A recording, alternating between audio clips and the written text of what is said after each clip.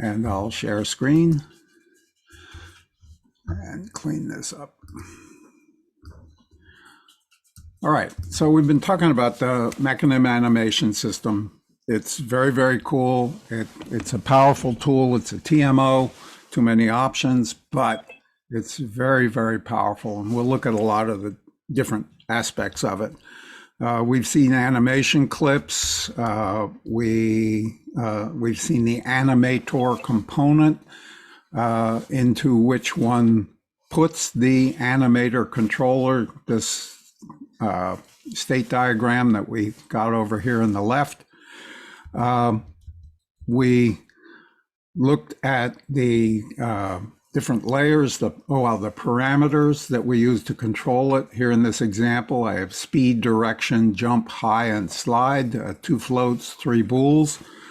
And we went through a number of different little scripts to drive our character around. Let's see, where are we here? We looked at the transitions, these little arrows between the states that have these sliding windows that we can adjust the duration of the transition, and we can slide these things around, all of which we do to kind of match up the behavior so that it looks right when it plays.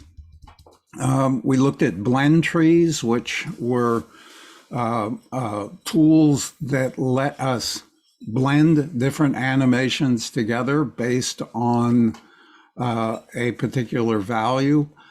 In this example, the run is a blend tree that's controlled by this direction. And so with the blend tree, as we move our direction to plus or minus, it blends the 3 animations, run left, run, and run right together with appropriate weights controlled by that parameter. All very cool. We looked at, we made a script that set that direction, and we added a little piece here, the direction damping time and the time delta time that is used to blend this, or not blend this, but set it. Where we did the speed here with nothing, this immediately puts the value into the speed variable. Whereas with the direction here, it's going to kind of move in gradually over some time specified by our parameter up here. So we had that. We looked at animation layers.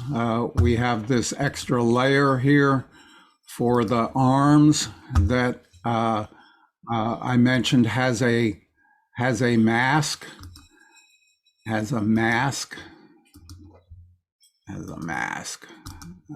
Come on. Oops, don't delete that. That has, I'm not able to bring up the mask at this point, but it has a mask that is one of these body masks that is, in this case, for the right arm. And we're working with a humanoid, and so I've said that this animation is only going to apply to the right arm, not to the rest of the body. And so we can have 2 animations playing at the same time, the run, walk, turn, whatever, and at the same time that override is occurring on the arm that lets it wave around or shoot guns or whatever we're doing. We then added an animation for jumping. So as we're running, if we see the jump parameter turn to true, we transition into jump. Jump transitions back to run with an exit time. So here the exit time is after 88% of the animation has played, it transitions back to running. And for what it's worth, you should not have both exit time and a conditional set at the same time, one or the other, conditionals to exit or exit time to exit, but not both. And I think at this point, I wanted to add this second animation, the slide. Slide I found in the raw mocap data for a mechanism that used to be on the asset store, but it's gone.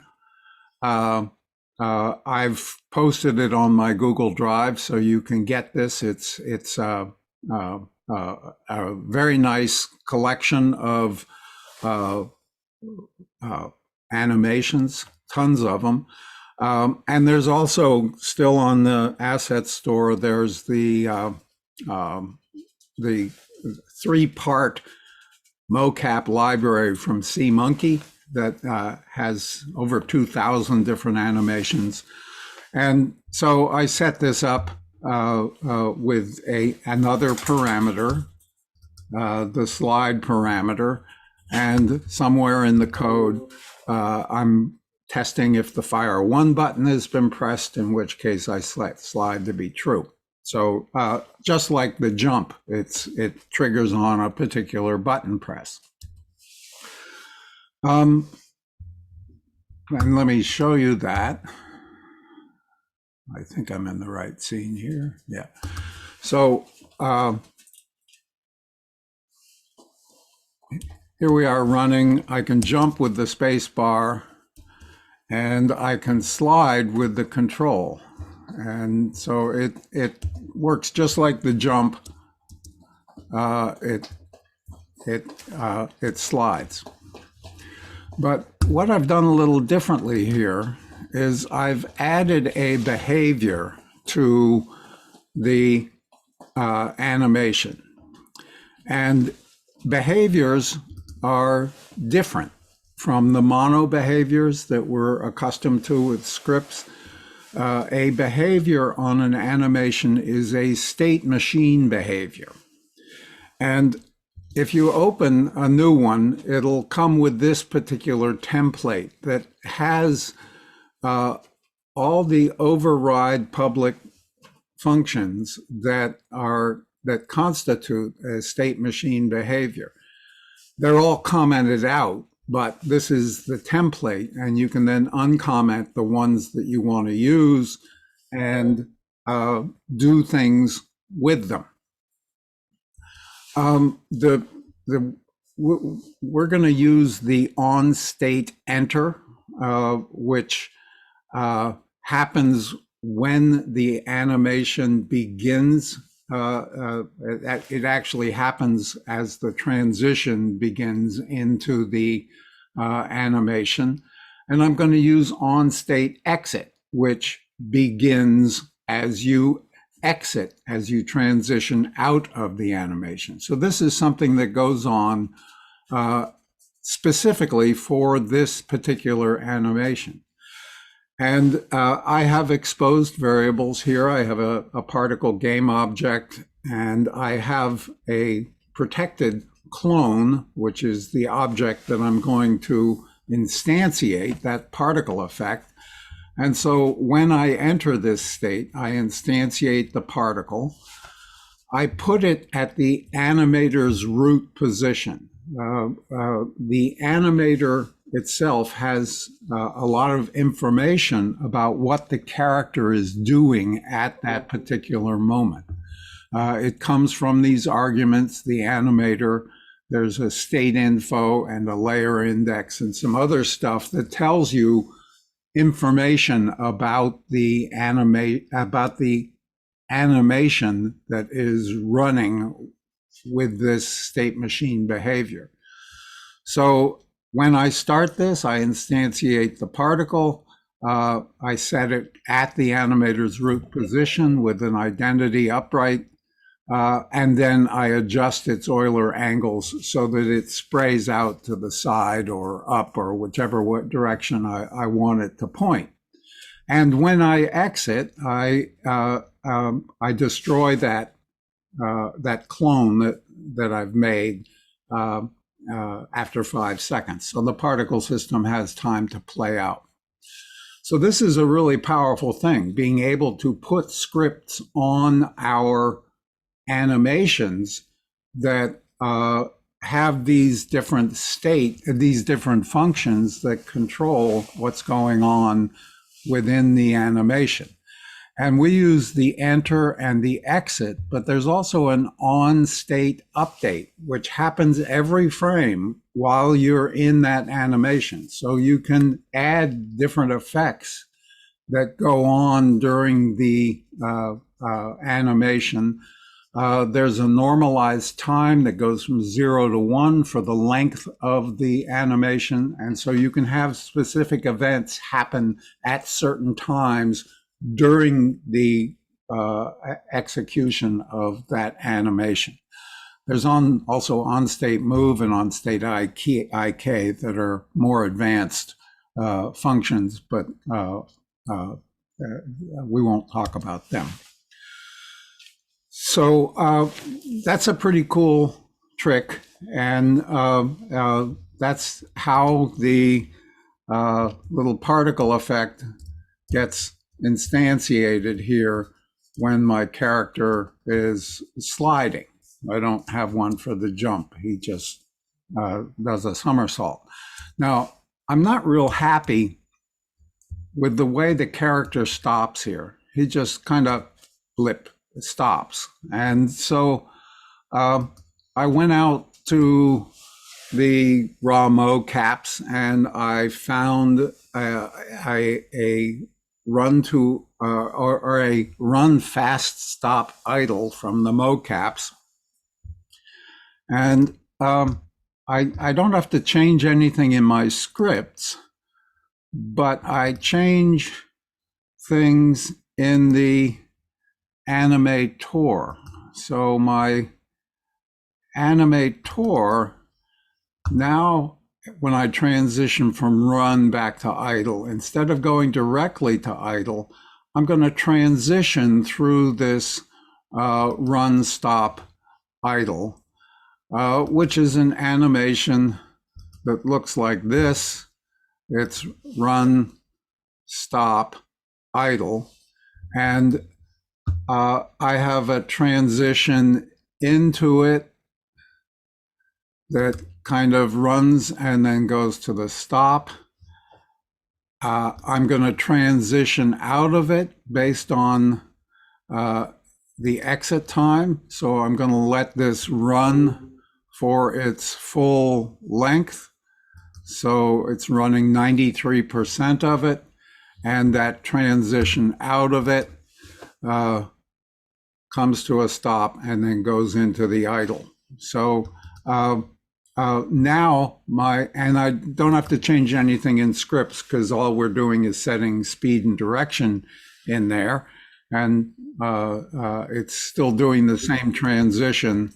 So now when I stop, and there is a little hiccup in the footprints there that needs more fiddling, but now the stop is more gradual and more realistic looking.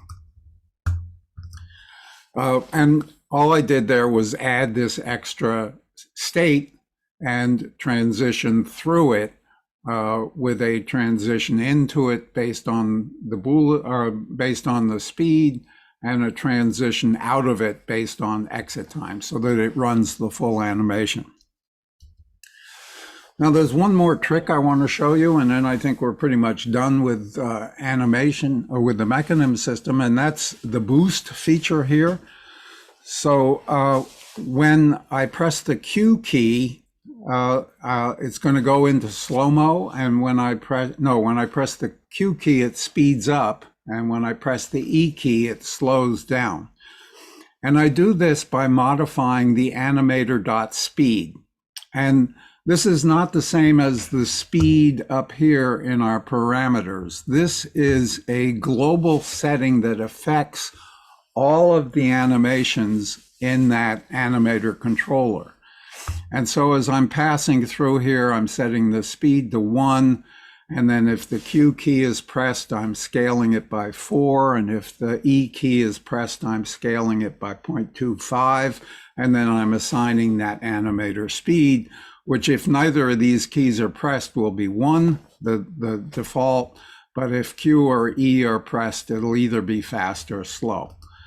And so now I have this boost feature here. Nothing else has changed, just that little addition to the script.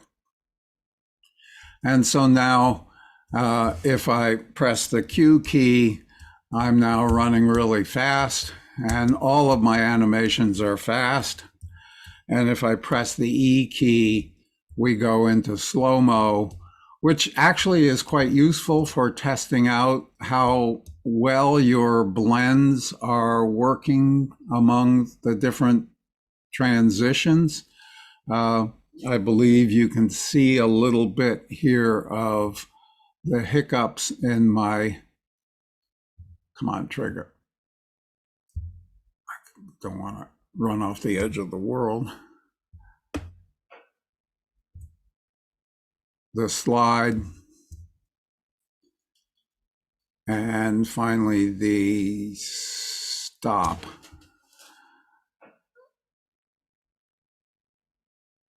You can see a little hiccup in the steps there. So that's a nice feature to add to our arsenal of tools that we have for playing with mechanism animation, being able to adjust the speed of the entire animator controller with this single entity.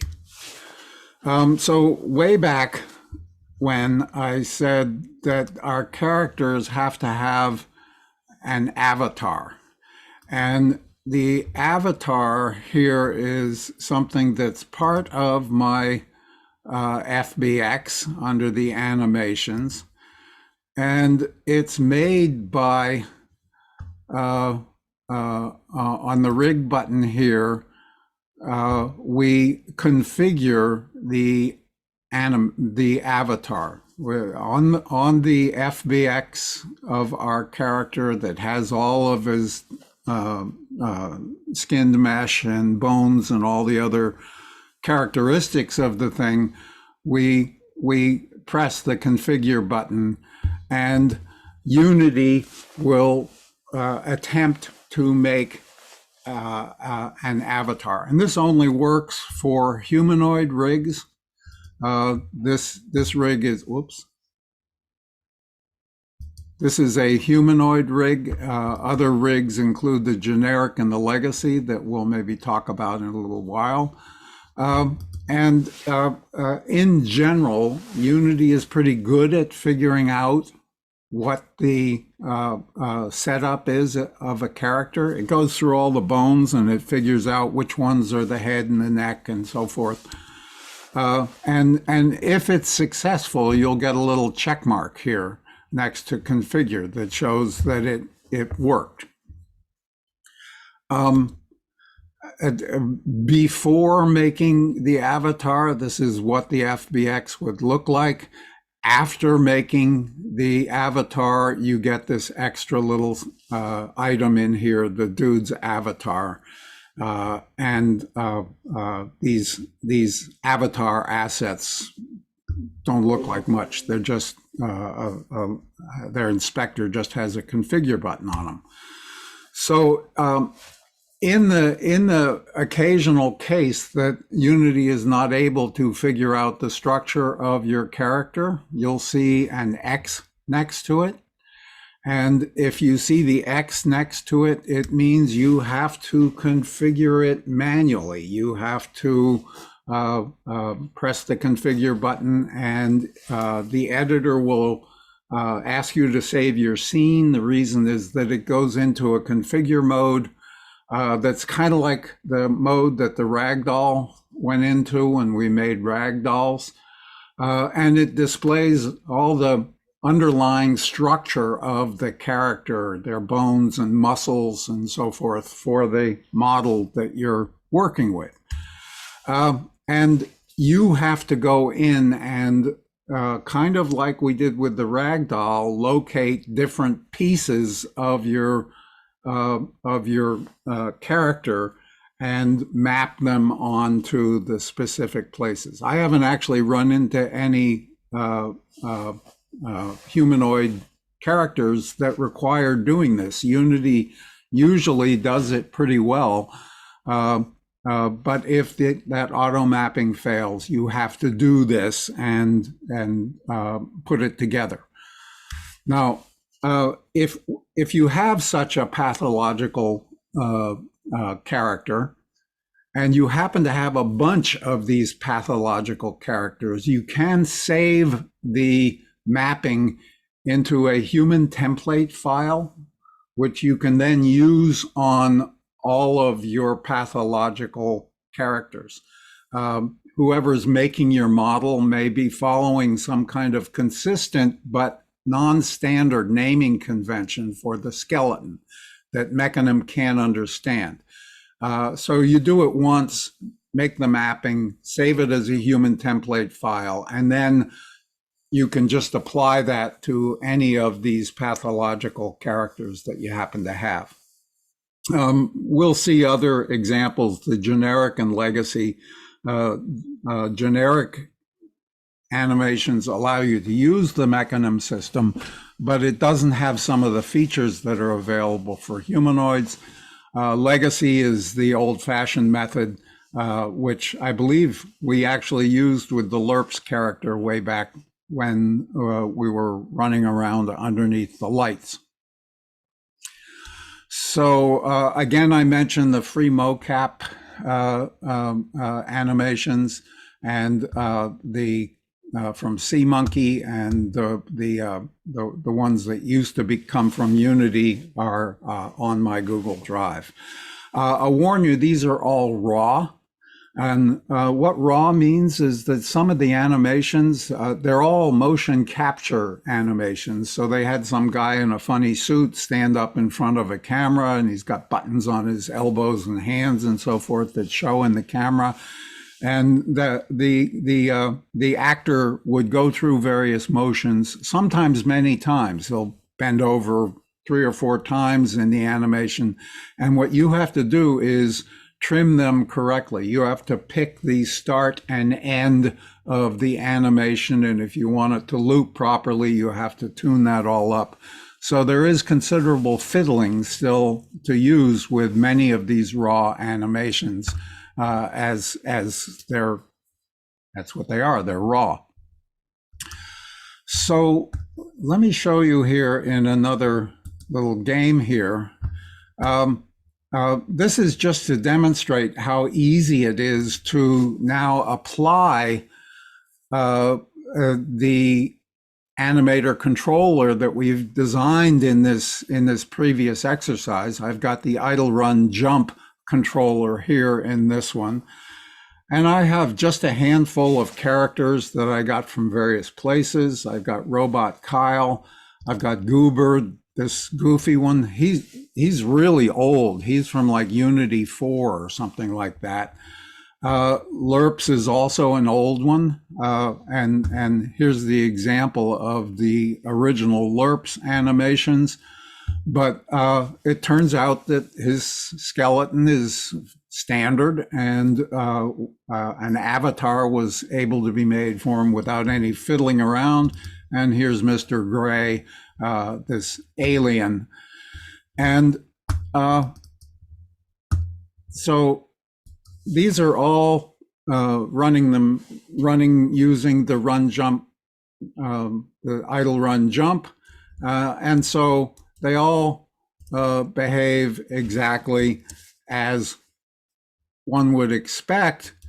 An interesting thing to note here is that they don't move the same speed, and that's because the root motion of the animations depends on the stride length of your character. So the robot in LERP seemed to have longer strides than poor little Goober and the alien, who has particularly short legs. And so not everyone moves the same speed because Everyone has different length legs. The alien there has really short legs, so short strides, and the robot has long legs and long strides. So this is all very, very cool with our players. Now, someone before class started asked me about the whether these characters need character controllers. And so here are the four same characters, but without a character controller. And if I were to run this on a perfect plane, it would look just fine because they do animate properly. But I've put them here on a terrain, and you'll see the problem that occurs with these characters if they don't have a character controller. They kind of ignore the terrain. They don't. They would be just fine if we were just walking around on a plane, but with a terrain, they no longer see it. They're just walking on this surface. Now, all I've done here is added a character controller to them. I haven't changed the script. I'm not moving them with the character controller. All I've done is add a character controller to them. And now when they run,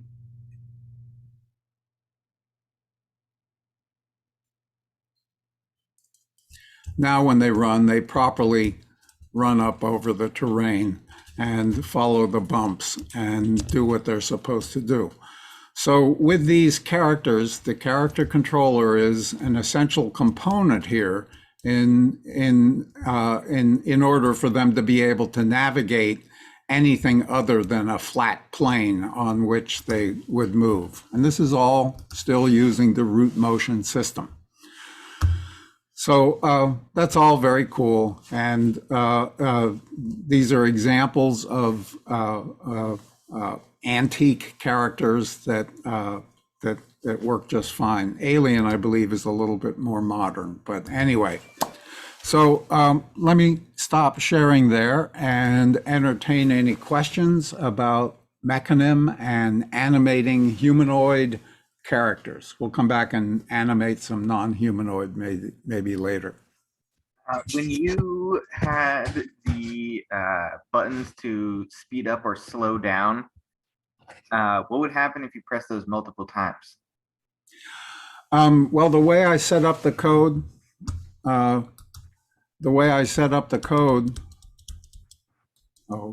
you can't see share screen. The way I set up the code, it sets the animation speed to 1, and then it tests to see if a Q key is pressed, in which case it multiplies that 1 by 4, and it always, every time through, it sets the speed. So if no key are pressed, it's setting the speed to 1. If Q is pressed, you could do it differently. You could say if get key Q animation speed is equal to 4, so you could just scale it this way. This is just how I did it. There are any gotcha. So it's only when you're holding it. Yeah, it only it resets it to 1 every time through, then multiplies it by 4, then sets the animator speed. And if no key is pressed, it's just setting the animator speed to 1 every time. There are definitely more efficient ways that you could do this, but that's how I did it. Hush, that's my dog, sorry. Liba, sit down. So any other questions? Okay, well, let me go back to sharing screen and change to an entirely different topic here. Close this up. Quit that. Quit that. Quit. Oh, don't leave meeting. Quit. Did I leave the meeting? No, I don't think so. Okay, so let me open this one. What I did quit was my lessons.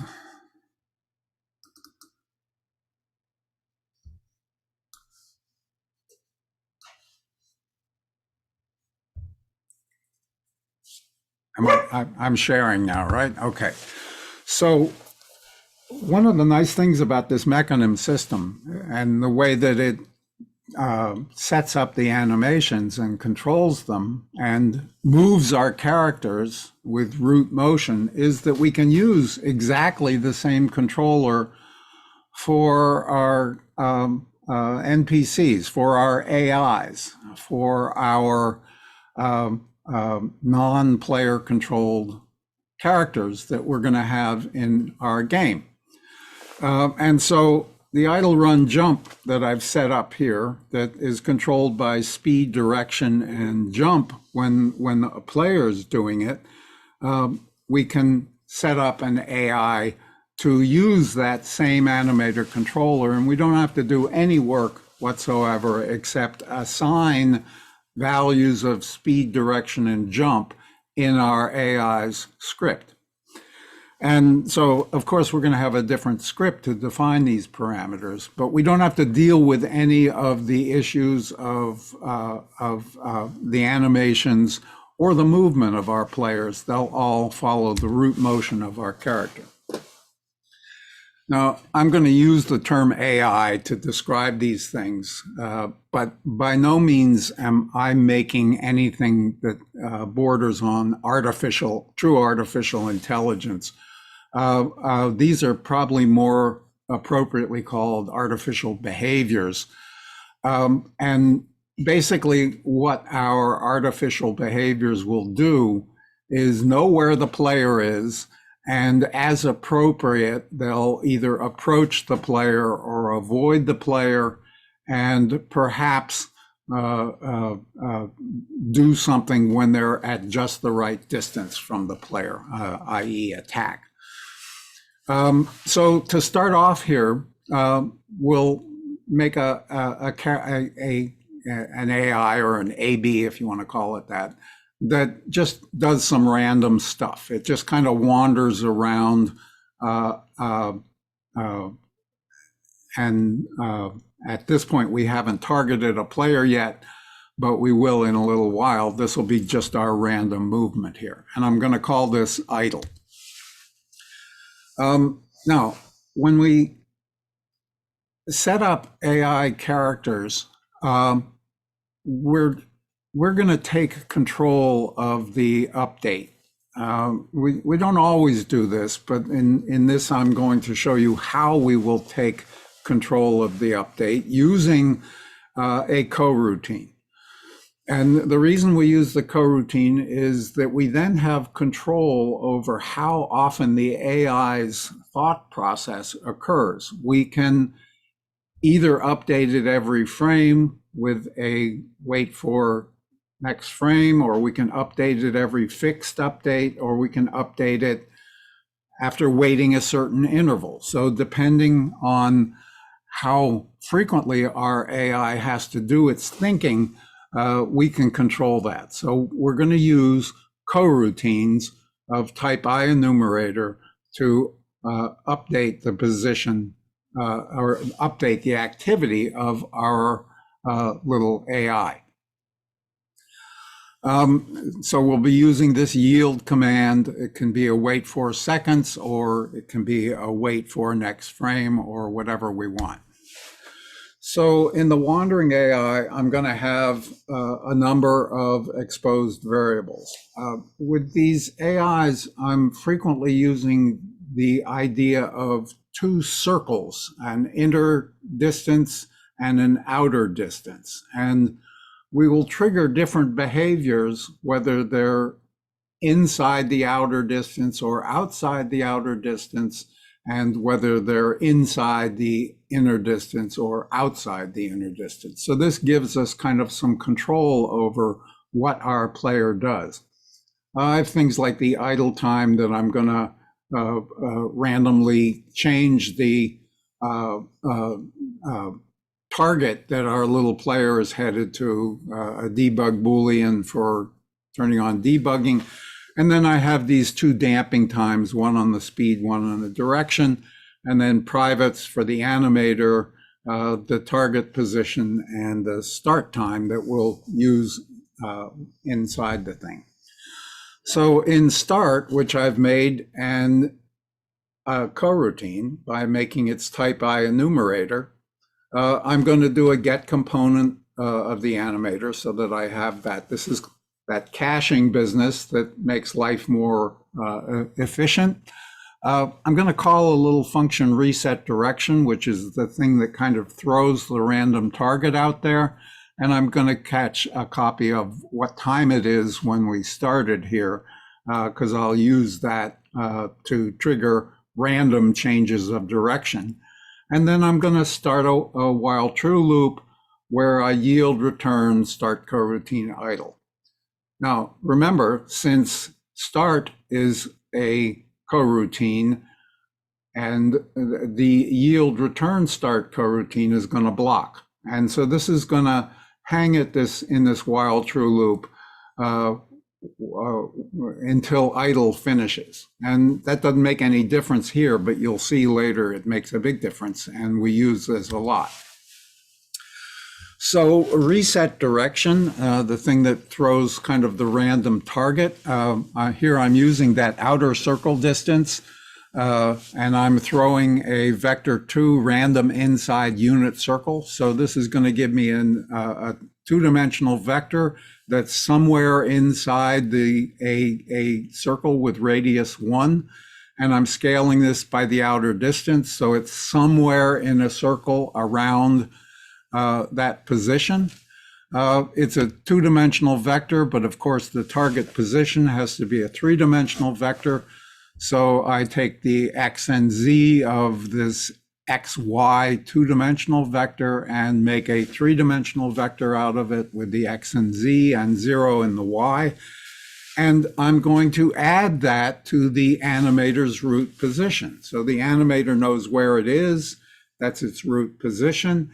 And I'm adding to this target position that is in some unit circle scaled by the outer distance around the player.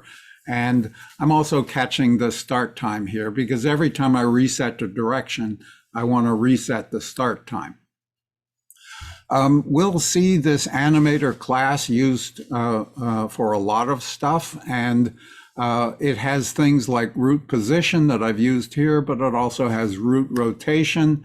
It has the angular velocity, how rapidly our character is turning, and velocity, which is how rapidly our character is moving. So it has, the animator has a lot of information about what the character is doing. So here's the whole idle function, and I'll talk about this in piece detail, but we're going to start off here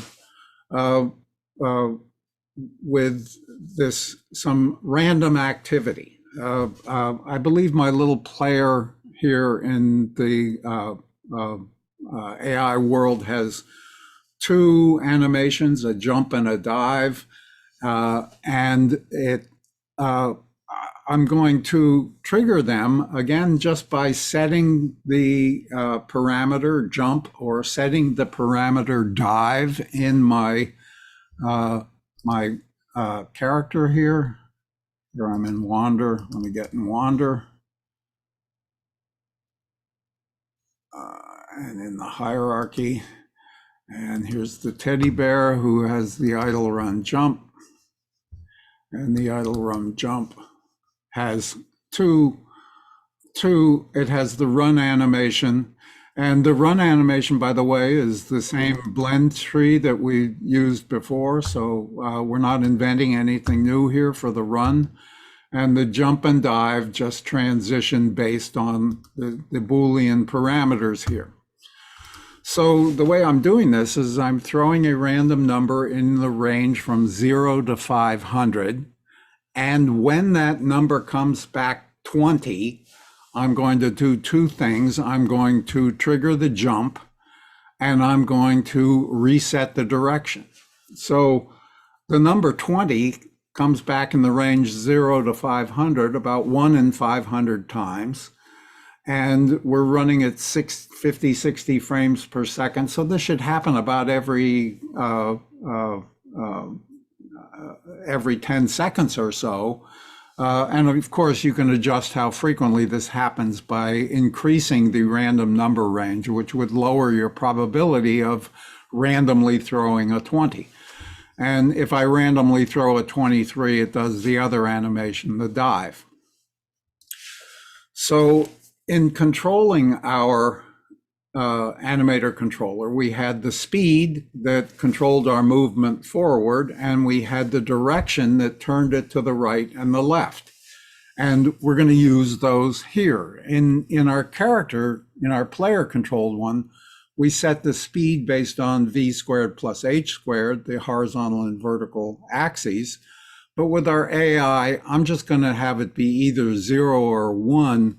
And I'm going to let that direction damping time that I put in here, the direction damping time, kind of, or the speed damp time, kind of control how rapidly it goes to the value 1.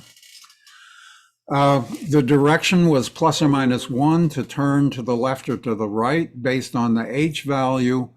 And one thing we can recognize is that if we take the dot product of two vectors, the dot product is magnitude of vector A times magnitude of vector B times the cosine of the angle between them. And the cosine of 0 is 1. And as we move to 90 plus or minus 90 degrees, that cosine of the angle goes to 0. And as we go around behind our player, the cosine of angles greater than 180 or less than minus 180 go to negative. So the dot product of two vectors will be positive if we're facing our target and negative if we're facing away from it. And we're going to form a vector from our forward vector and the direction to our target. So we have these two vectors, we take the dot product, and we can tell if we're facing our target. Now, we get tricky here with the cross product. The cross product is magnitude A, magnitude B times the sine of the angle. And sine is positive for positive angles and negative for negative angles. So if it's positive, it means we want to turn to the right towards our target. And if it's negative, it means we want to turn to the left towards our target. And a warning here, Unity uses a left-hand rule instead of a right-hand rule. When we make a cross product in the normal world, we go A cross into B and the vector result is up. But in Unity, it's left-handed, so it's A cross B makes an upright vector. So Unity's left-handed for some incomprehensible reason. Most people use the right-handed rule, but Unity uses left-handed. So if we are not too close to the target position, and here's where that other circle, the inner circle, comes in. If the distance between our target position and the animator's root position is greater than the inner distance, we have not yet reached our target, then I'm going to set the speed to 1 with this speed damping parameter that kind of controls how rapidly it goes to 1.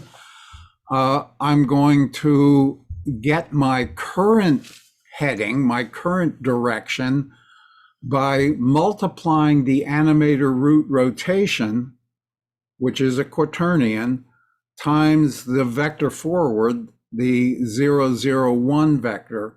And this is going to make a vector that points in the direction that I'm currently going. There are other ways you could do this with animator.rootRotation.Euler angles, something like that.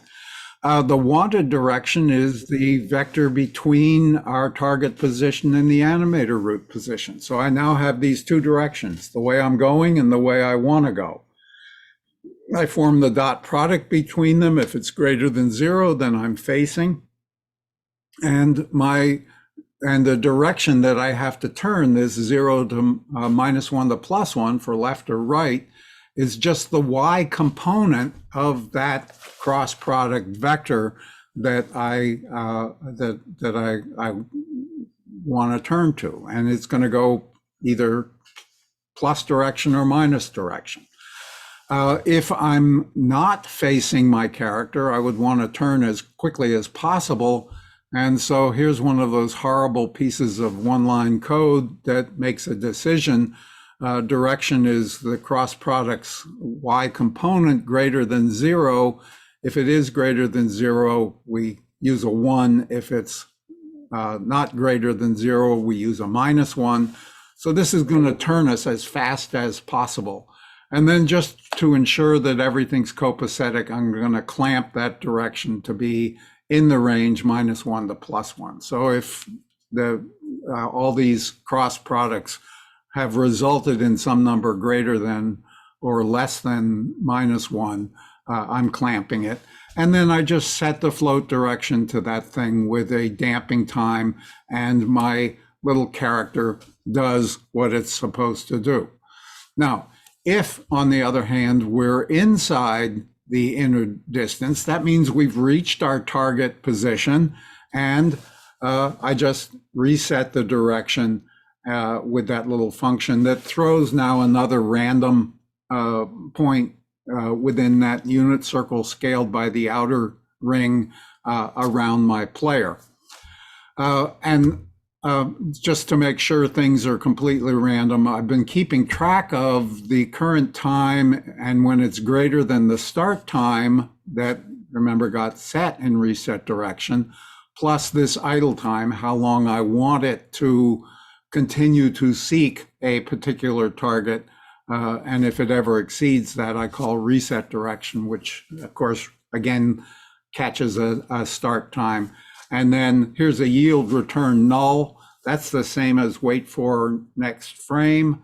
It happens every frame, but here's where you could put a wait for seconds that would wait an amount of time to reduce the time that our character would be doing its thinking.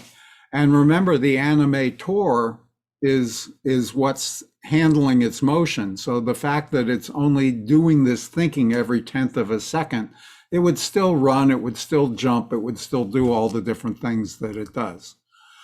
So I have a little overhead camera here that's watching my little player. And so it shows the circle that it's thrown, and there you saw it went into the circle. I've got a little character, I can follow him around.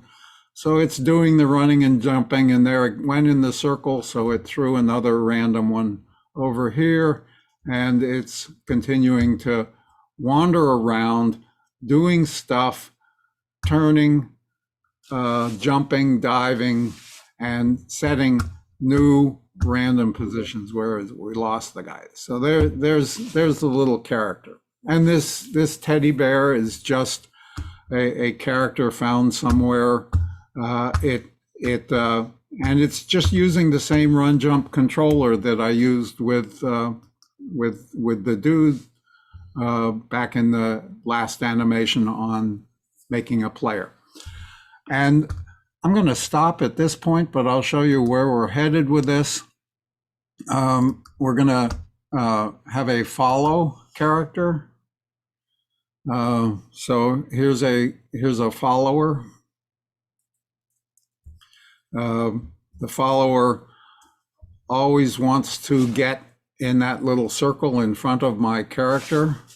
And if I turn, it tries to get in front of my character.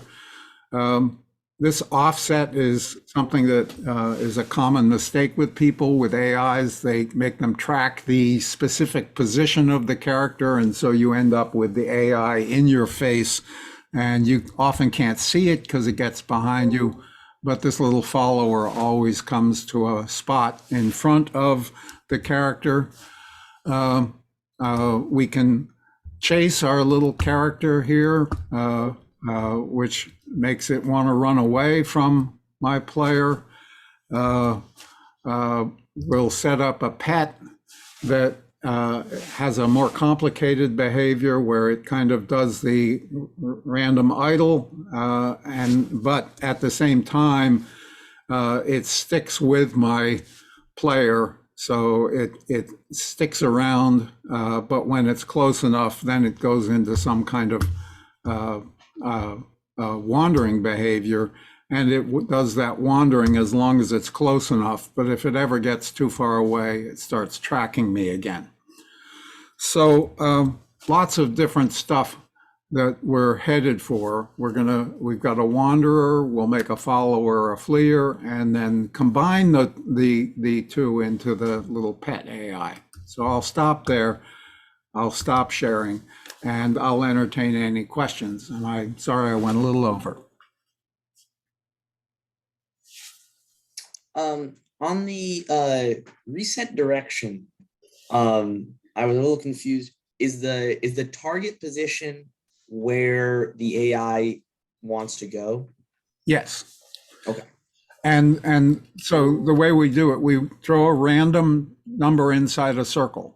So this Okay. is going to be a two-dimensional vector with magnitude less than 1. It's going to be an X and Y. And I'm making out of that a three-dimensional vector by taking the X and Y and putting it in the X and Z of my three-dimensional vector. Okay. I'm adding that to the position of my of the animator, the animator root position, which is where the little teddy bear is standing at this point. So I've added that vector to it, so it's out somewhere else around it, and that's the new target that we try and go to. And just by randomly setting this periodically, when we get close enough, we reset it, and after a certain amount of time, we reset it. So that makes random wandering. Cool. Awesome. Huh? Thank you. Yeah. Because of the mechanism system that handles the character's movement, this becomes pretty easy because we're not actually trying to figure out what direction to move our character. The animator does it for us. It's very cool. That's pretty nice. Yeah. Yeah, it is. Awesome. Any other Very good to questions? know. Any other questions? No, I'm going to stop recording at that point then.